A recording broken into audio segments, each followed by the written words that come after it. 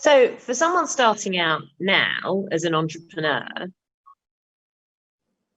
is when you start out the time to be open to relinquishing control, or is that the time actually to say, no, this is my idea, I know what I want, and I'll get to that point where I listen more later on? It depends the question you're asking. That is a great question. I think in the beginning you have to hold on to your dream, because often as the entrepreneur, you're the one with the vision, the dream. So when I start out something, I look towards my big blue sky goal straight away.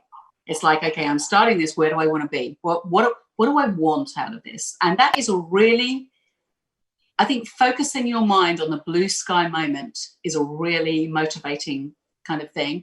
But you have to take responsibility for making that business. So I think you do have to hold on. And often, how many times has someone said, I've had this great idea and I'm thinking of starting my own business. And in this country, and it does happen a lot here, you will hear lots of, well, you shouldn't be doing it now because we're hitting recession. Oh, well, I wouldn't do it. It's not a good time.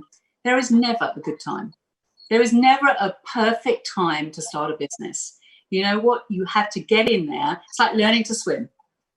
You've got to get in that pool and you've got to give it a go. And you're going to go under a few times and panic. And bubbles are going to come up of it, and then suddenly you start to float. And I think business is very much like that.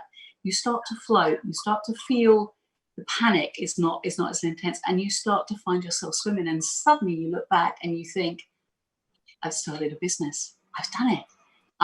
I've managed to get through, and I managed to pay the wages this month and pay the rent, and you suddenly find yourself swimming. And then suddenly that swimming pool that you're swimming in is not big enough for you. And so you go, and that's how businesses grow.